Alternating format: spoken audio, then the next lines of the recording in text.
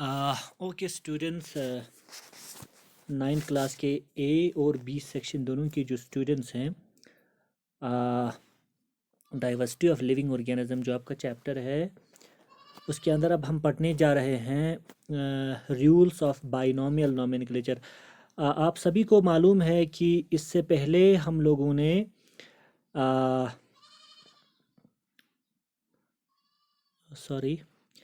इससे पहले हम लोगों ने क्या कहते हैं, हम लोगों ने पढ़ा था बाइनोमियल नोमेनक्लेचर क्या होता है। ये पढ़ा था ना, शायद आप सभी को पता होगा। बाइनोमियल नोमेनक्लेचर, बाइनोमियल नोमेनक्लेचर हम लोगों ने पढ़ा था। नोमेनक्लेचर ये हम लोगों ने पढ़ा था। क्या होता था बाइनोमियल नोमेनक्लेचर? सबको पता है। बाइनोमियल नोमेनक्लेचर मींस क्योंकि पहले जो लिविंग ऑर्गेनिज्म का नेमिंग होता था वो बड़ा ही लंबा चौड़ा होता था, और जो लोकल नेम होते हैं, जो कॉमन नेम होते हैं, वो बड़ा कंफ्यूजिंग होता है। उससे बहुत सारे कंफ्यूजन्स क्रिएट होते हैं, कुछ ज़्यादा क्लैरिटी नहीं होते। इसलिए यानी साइंटिस्ट को, जो टेक्सोनॉमिस्ट हैं, उनको एक ऐसा सिस्टम, नेमिंग का एक ऐसा सिस्टम उनको डेवलप करना पड़ा जो यूनिवर्सल हो, जो बिल्कुल इजी हो, और उसी को हम क्या कहते थे? Binomial system of nomenclature. अब हम पढ़ने जा रहे हैं rules, rules of binomial nomenclature. हमने आपको बताया था कि किसी भी लिविंग ऑर्गेनिज्म को दो नाम दिए जाते हैं, दो वर्ड के नाम दिए जाते हैं, और उस दो वर्ड के नाम देने को ही हम कहते थे बाइनोमियल नोमेनक्लेचर। और बाइनोमियल नोमेनक्लेचर जब भी आप शुरू करते हैं, वो कुछ रूल्स और रेगुलेशन के अकॉर्डिंग हम यानी वो नाम किसी भी ऑर्गेनिज्म को देते हैं। तो इसका मतलब, मान लीजिए आपने एक नया ऑर्गेनिज्म डिस्कवर कर लिया, और उस नए ऑर्गेनिज्म को अगर आपको नाम देना है तो आपको बाइनोमियल नेम देना होगा, यानी दो वर्डिट वाला नाम। और उस दो वर्डिट वाला नाम को देते समय कुछ रूल्स आपको दिमाग में बिठाना है, और उन्हीं रूल्स के अकॉर्डिंग आपको नाम देने होंगे। तो सबसे पहला रूल्स की अगर मैं बात करूं, तो क्या है बाइनोमियल नोमेनक्लेचर के रूल्स क्या हैं? देखिए, फर्स्ट एंड फॉरमोस्ट जो रूल है, जो हम लोगों को दिमाग में बिठा के रखने बहुत इम्पॉर्टेंट है, कि बाइनोमियल नोमेनक्लेचर में आपको पहले ही हमने बता दिया है, लेकिन फिर भी इस रूल के अंदर फिर से हमें ये दोहराना पड़ेगा कि कोई भी बाइनोमियल नेम जो होगा, बाइनोमियल नोमेनक्लेचर के अकॉर्डिंग किसी भी ऑर्गेनिज्म को जब आप नाम दोगे, तो उस ऑर्गेनिज्म के टू वर्डिट नेम होंगे। क्या होंगे? टू वर्डिट नेम, दो वर्ड वाले नाम होंगे, हर वक्त याद रखना है। और दो वर्ड में पहला जो नाम होगा, उस पहले नाम को हम कहते हैं, फर्स्ट जो नेम है या फर्स्ट जो वर्ड है, उसे हम कहेंगे जीनस। याद रखिए, ये पहला वर्ड को क्या कहेंगे? जीनस। और सेकंड जो वर्ड होगा, फर्स्ट वर्ड को कहा हमने जीनस, और जो सेकंड वर्ड होगा, उस सेकंड वर्ड को हम कहेंगे स्पीशीज। याद रखना, क्या कहेंगे? स्पीशीज। पहला वर्ड, पहले तो ये याद रखना है, दो वर्ड के नाम होंगे। पहला जो वर्ड होगा वो हर वक्त जीनस होगा, और दूसरा वर्ड जो होगा वो हर वक्त क्या होगा? स्पीशीज होगा। ये पहला, ऐसा नहीं कर सकते आप, ये पहला रूल होगा। ऐसा नहीं कर सकते हैं कि आप पहले फर्स्ट जो है वो आप स्पीशीज लिखोगे और सेकंड जो है आप जीनस लिखोगे। नहीं, ये बिल्कुल, ये वाला जो तरीका है ये गलत है। ठीक है, तो पहले हर वक्त आपको कौन सा?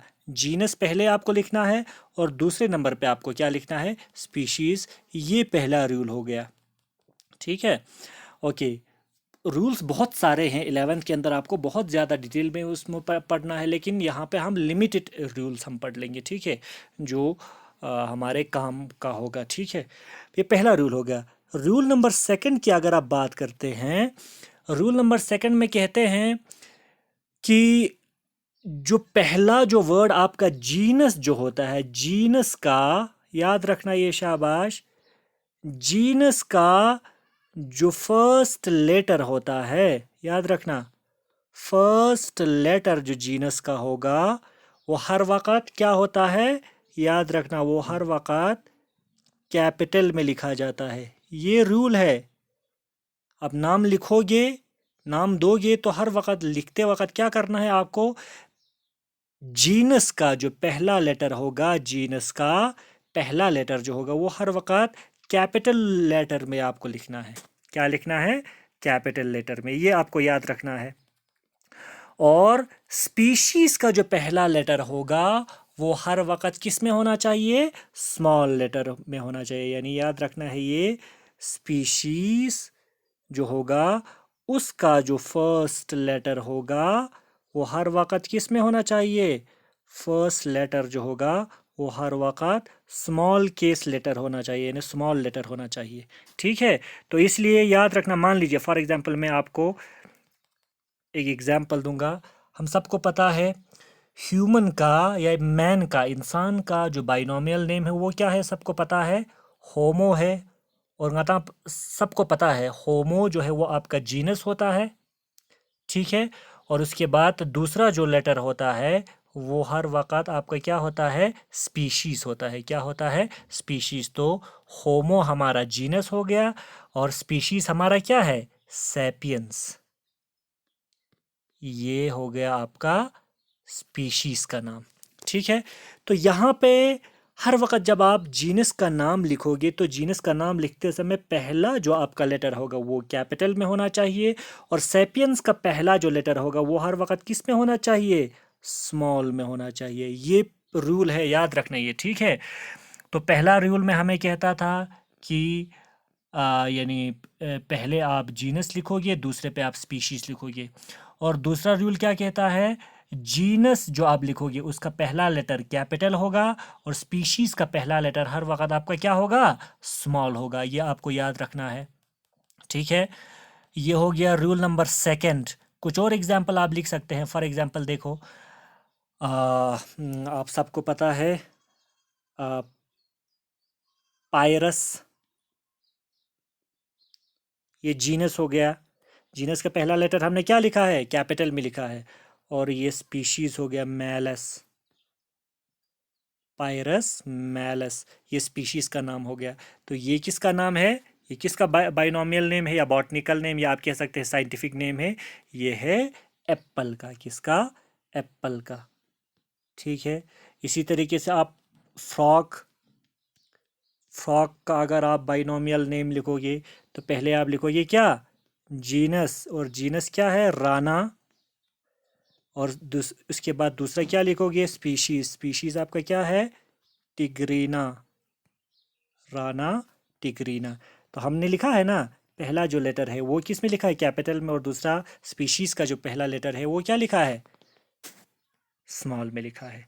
ये दूसरा रूल सबको दिमाग में बिठा के रखना है, शाबाश। रूल नंबर थर्ड क्या कहता है, देखो शाबाश।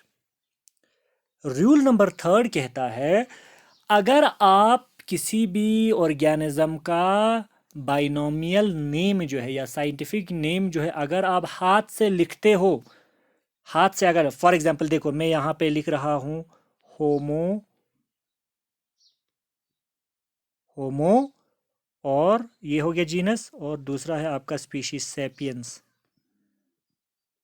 सैपियंस। तो तीसरा रूल हमारा कहता है कि जब भी आप हाथ से किसी भी पेपर पे या किसी भी जगह पे हाथ से अगर किसी भी लिविंग ऑर्गेनिज्म का साइंटिफिक नेम या बाइनोमियल नेम जब आप लिखोगे तो हर वक्त याद रखना है जीनस को अलग से और स्पीशीज को अलग से आप अंडरलाइन करोगे लिखते समय। ये याद रखना है, ये रूल है। जब आप हाथ से हैंड रिटन जब आप करोगे तो जीनस और स्पीशीज को अलग अलग से आपको क्या करना पड़ेगा, अंडरलाइन करना पड़ेगा। ऐसा नहीं करोगे आप, अगर आपने ऐसा किया, अगर आपने ऐसा किया, मान लीजिए मान लीजिए हमारे पास होमो सैपियंस, होमो सैपियंस, ये इस तरीके से नाम है, ये जीनस है, ये जीनस है, ये आपका स्पीशीज है। आप अगर ऐसा करते हो, दोनों को एक साथ अंडरलाइन करते हो, तो दिस इज रॉन्ग, ये गलत है। ठीक है, आपको हर वक्त क्या करना है, जीनस को अलग से और स्पीशीज को अलग से अंडरलाइन करें जब आप हाथ से लिखोगे। ठीक है, लेकिन अगर आप किसी भी लिविंग ऑर्गेनिज्म के नाम को टाइप अगर करते हो या प्रिंटेड फॉर्म में, फॉर एग्जांपल आपने आपके लैपटॉप के अंदर आपने किसी भी लिविंग ऑर्गेनिज्म का नाम लिखा, टाइप किया, और जब आप उसको प्रिंट करना चाहते हो, प्रिंट करते समय हर वक्त याद रखना है जो यानी जीनस और स्पीशीज जो नाम होगा वो हर वक्त आपको किस में लिखना है, इटैलिक्स में। आप लोग जानते होंगे इटैलिक्स करके एक फॉन्ट होता है ना, ये थोड़ा सा टेढ़ा करके ऐसे होता है, एक जगह होता है बोल्ड करके, फिर ये आई होता है, फिर यू अंडरलाइन कर, ये होता है ना आपके लैपटॉप की या कंप्यूटर का स्क्रीन पे जब आप लिखते हो, टाइप करते हो, तो ऐसा आता है ना। तो ये जो इटैलिक्स वाला जो फॉन्ट है उस पे आपको क्लिक करके क्या करना पड़ेगा, यानी जो आप टाइप करते हो, टाइप या प्रिंट जो करते हैं वो हर वक्त किस फॉर्म में करना है, इटैलिक्स में। लेकिन जब आप हाथ से लिखते हो तो हर वक्त आपको क्या करना है, अंडरलाइन। तो तीसरा रूल हमने क्या कहा, याद रखना है बेटा, तीसरा रूल क्या कहा बेटा, तीसरा रूल हमने कहा कि हैंड रिटन अगर होगा, ये याद रखना है क्या, हैंड रिटन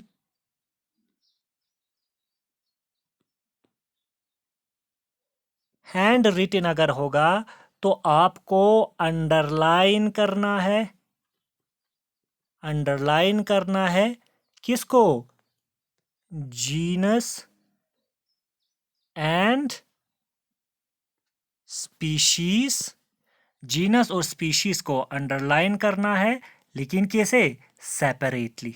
क्या करना है, सेपरेटली। एक साथ नहीं करोगे तो आपको क्या करना है, सेपरेटली, अलग अलग से उसको क्या करना पड़ेगा, अंडरलाइन करना पड़ेगा। ठीक है, ये एक हो गया। और अगर आप उसको प्रिंटेड फॉर्म में, अगर आपका वो नाम जो है, नेम जो है या बाइनोमियल नेम जो है वो प्रिंटेड फॉर्म में होगा, तब आपको किस फॉर्म में, इटैलिक्स में आपको उससे क्या करना पड़ेगा, लिखना पड़ेगा, इटैलिक्स में, हर वक्त याद रखना है, इटैलिक्स। ठीक है, तो ये एक रूल हो गया, शाबाश। नेक्स्ट जो इम्पोर्टेंट रूल है वो याद रखना है कि जीनस और स्पीशीज जो है, वो जीनस हो चाहे स्पीशीज जो नेम हो, वो याद रखना है 3 लेटर से कम नहीं होना चाहिए और 12 लेटर से ज़्यादा नहीं होना चाहिए। फॉर एग्जांपल देखो, फोर्थ रूल हमें कहता है, क्या कहता है कि जीनस एंड स्पीशीज जो होगा वो 2 लेटर से, सॉरी 3 लेटर से ज़्यादा नहीं होना चाहिए, सॉरी 3 लेटर से कम नहीं होना चाहिए, सॉरी 3 लेटर से कम नहीं होना चाहिए और 12 लेटर से ज़्यादा नहीं होना चाहिए। ये याद रखना है कि जीनस और स्पीशीज में जो लेटर होगा वो 3 लेटर से कम नहीं होना चाहिए और 12 लेटर से ज़्यादा नहीं होना चाहिए। फॉर एग्जांपल देखो, हम नाम लिखते हैं होमो, ये जीनस हो गया, अंडरलाइन किया, और ये हो गया स्पीशीज, सैपियंस, ये हो गया स्पीशीज। अब देखो, ये जीनस हो गया, जीनस के अंदर और स्पीशीज दोनों के अंदर हम कह रहे हैं अलग अलग से, होमो कितने लेटर के हैं, 4, 3 लेटर से कम नहीं होना चाहिए, हमने ये कहा था। ठीक है, 3 लेटर से कम नहीं होना चाहिए, यहाँ तो कितने हैं, 4 है, और 12 लेटर से ज़्यादा नहीं होना चाहिए। तो 12 लेटर देखो आप, सैपियंस में कितना है, 1 2 3 4 5 6 7 है ना, कितने हैं, 7 है। तो ये 4 से कम नहीं है, 12 से ज़्यादा नहीं है। तो इसलिए बिल्कुल किसी भी आप नाम में देखो, होम यानी जीनस और स्पीशीज़ में जब आप अलग अलग से देखोगे तो रूल के अकॉर्डिंग 3 लेटर से लेस नहीं होना चाहिए और 12 लेटर से मोर, ज़्यादा नहीं होना चाहिए। ठीक है, अगर किसी भी नाम में स्पीशीज या जीनस में लेटर 3 से कम होगा तो वो नाम गलत होगा। 12 से अगर हो, यानी जीनस और स्पीशीज अलग अलग करके हम बता रहे हैं, उसमें अगर 12 से ज़्यादा होगा या 13 से ज़्यादा होगा तो हम उसे गलत मानेंगे, उस नाम को हम क्या मानेंगे बेटा, गलत मानेंगे। ये हो गया कुछ यानी रूल्स जिसको हमें याद रखना पड़ेगा while naming a living organism according to binomial system of nomenclature. ये कुछ रूल्स हैं। अब देखिए हम नेक्स्ट टॉपिक हमारा है systems of classification. Systems of classification,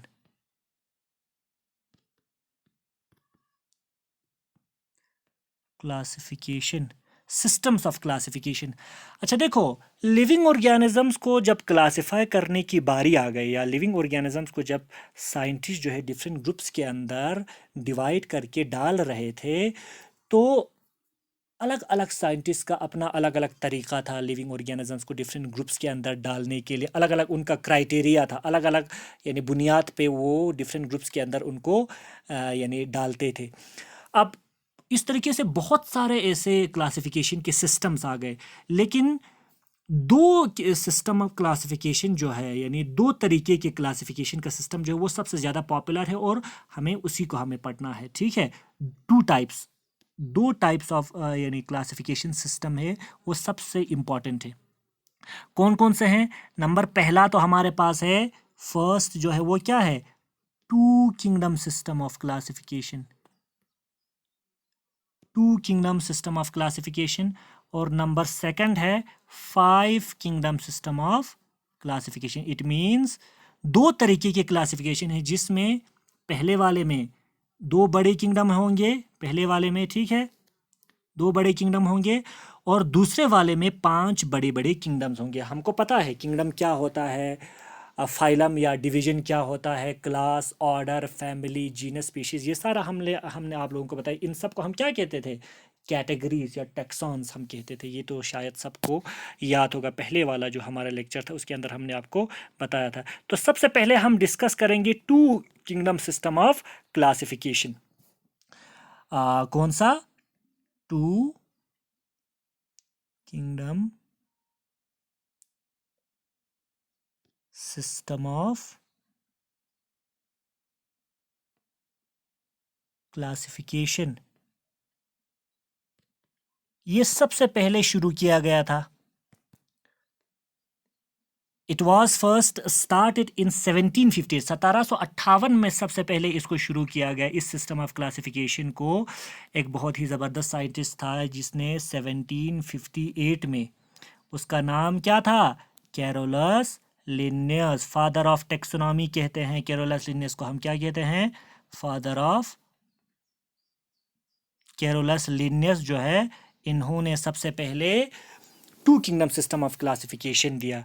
उन्होंने क्या किया कि लिविंग ऑर्गेनिजम्स जितने भी थे, सारे लिविंग ऑर्गेनिजम्स को 2 बड़े बड़े किंगडम्स के अंदर उसने क्या किया, डिवाइड किया, क्लासिफाई किया। और किस बेसिस पे, बाहर से सिर्फ दिखने वाले यानी एक्सटर्नल जो फिजिकल कैरेक्टर्स है या एक्सटर्नल जो ऑब्जर्वेबल कैरेक्टर्स है, जो बाहर से दिखने वाले कैरेक्टर्स है, उन कैरेक्टर्स को देखकर यानी क्या कहते हैं आपका, कैरोलस लिन्नियस ने 1758 में जितने भी लिविंग ऑर्गेनिजम्स हैं, उन लिविंग ऑर्गेनिजम्स को 2 बड़े किंगडम्स के अंदर क्या किया, डिवाइड किया, बड़े 2 किंगडम्स के अंदर डिवाइड किया, सिर्फ बाहर से दिखने वाले कैरेक्टर्स को देख के। एक किंगडम को उन्होंने नाम दिया प्लांट किंगडम, और एक किंगडम को उन्होंने नाम दिया, क्या, एनिमल किंगडम। इसका मतलब जितने भी लिविंग ऑर्गेनिजम्स हैं, उन लिविंग ऑर्गेनिजम्स को 2 बहुत बड़े बड़े कैटेगरीज या बहुत बड़े बड़े ग्रुप्स के अंदर क्लासिफाई किया। एक ग्रुप को उन्होंने नाम दिया प्लांट किंगडम करके और एक ग्रुप को उन्होंने नाम दिया एनिमल किंगडम करके। ठीक है, तो ये दो जो किंगडम है इसको किस बेसिस पे इनको दो बड़े किंगडम्स के अंदर यानी क्लासिफाई किया, उनके कुछ ऑब्जर्वेबल कैरेक्टर्स थे यानी बाहर से दिखने वाले कैरेक्टर्स थे, उन्हीं कैरेक्टर्स को देख के उनको क्या किया, क्लासिफाई किया। तो उन्होंने क्या किया, देखो उन्होंने देखा कि किस ऑर्गेनिज्म के अंदर सबसे पहला उन्होंने कैरेक्टर देखा कैरोलस लिनियस ने किस बेसिस पे की, यानी डिफरेंट ग्रुप्स के अंदर, यानी दो जो बड़े किंगडम है प्लांट किंगडम और एनिमल किंगडम, इन दोनों के अंदर किस तरीके से उन्होंने लिविंग ऑर्गेनिजम्स को रखा, कुछ बेसिस होना चाहिए ना। तो वो बेसिस क्या क्या था, सबसे पहले देखा कि कौन सा ऑर्गेनिज्म मूवमेंट करता है कौन नहीं करता है। जितने भी लिविंग ऑर्गेनिजम्स थे जो do not show movement, movement भी कहते हैं या हम कहते हैं लोकोमोशन, याद रखना, ठीक है। लोकोमोशन मीन्स यानी जगह डिस्प्लेस करना, मूवमेंट करना। तो जितने भी मूवमेंट ना करने वाले जो ऑर्गेनिजम्स थे उनको ले जाके किस में रखा, प्लांट किंगडम में। उसको ले जाके किस में रखा, प्लांट किंगडम में, प्लांट किंगडम के अंदर। ठीक है, किसके अंदर रखा, प्लांट किंगडम के अंदर। और जितने भी लिविंग ऑर्गेनिज्म जो मूवमेंट शो कर रहे थे, जो हरकत दिखा रहे थे, उनको ले जाके, यानी ऐसे ऑर्गेनिज्म जो शो मूवमेंट,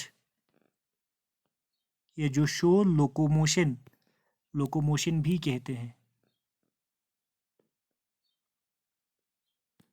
मूवमेंट दिखाते हैं, उनको ले जाके किस वाले ग्रुप में रखा, एनिमल किंगडम में। किस में रखा, एनिमल किंगडम में, एनिमल किंगडम के अंदर।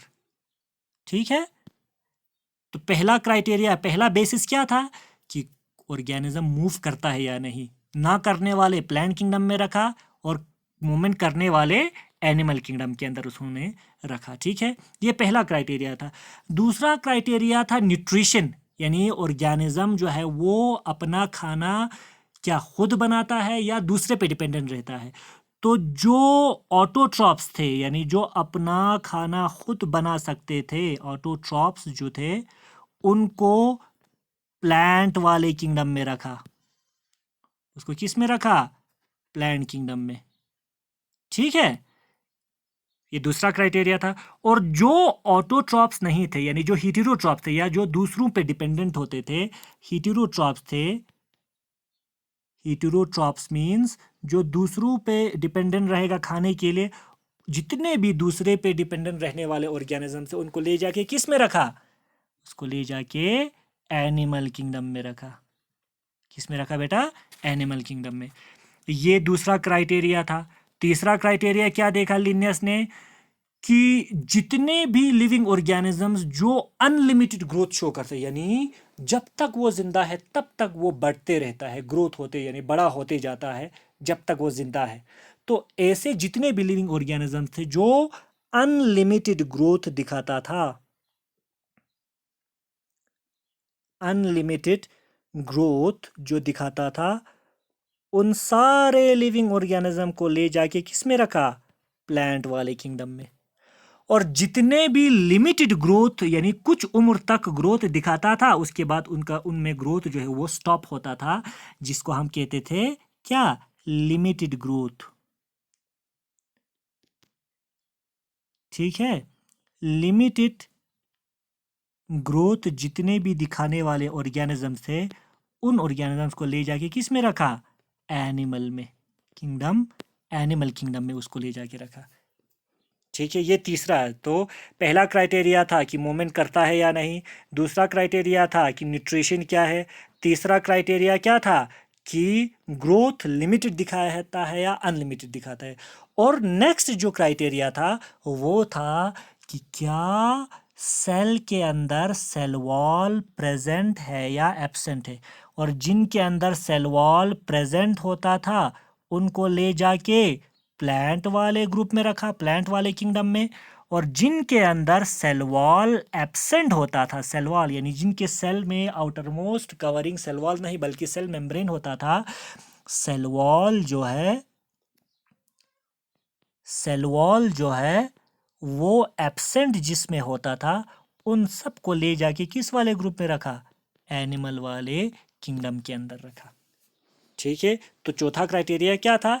Presence and absence of cell wall in the cell. तो एनिमल में सेल वॉल नहीं होता है, प्लांट में सेल वॉल होता है, इसलिए सेल वॉल जितने भी ऑर्गेनिजम्स के अंदर था उन सबको ले जाके प्लांट वाले किंगडम में रखा, और जिन ऑर्गेनिजम्स के अंदर, लिविंग ऑर्गेनिजम्स के अंदर सेल में सेल वॉल नहीं होता था, उसको ले जाके एनिमल वाले किंगडम में रखता था। तो these were the some of the criteria या बेसिस जिसके बेसिस पे कैरोलस लिन्नियस ने जितने भी लिविंग ऑर्गेनिजम्स थे उन सारे लिविंग ऑर्गेनिजम्स को दो बड़े बड़े टैक्सॉन के अंदर, दो बड़े बड़े कैटेगरीज या ग्रुप्स के अंदर क्लासिफाई किया, और दो बड़े ग्रुप्स का नाम क्या रखा उन्होंने? एक को रखा प्लांट किंगडम, दूसरे को रखा एनिमल किंगडम। ठीक है, अब ये जो दो किंगडम सिस्टम ऑफ क्लासिफिकेशन था ये बहुत सालों तक चला, लेकिन बाद में जब साइंटिस्ट ने या टेक्सोनॉमिस्ट जितने भी थे उन्होंने जब फर्दर स्टडी किया तो उनको लगा कि प्लांट किंगडम और एनिमल किंगडम में कुछ ऐसे ऑर्गेनिजम्स प्रेजेंट है जिनमें कैरेक्टर्स एनिमल से डिफरेंट है और प्लांट से डिफरेंट है। तो इसलिए two kingdom system of classification के अंदर बहुत सारे ड्रॉबैक्स यानी बहुत सारे खामियां, ड्रॉबैक्स का मतलब क्या होता है?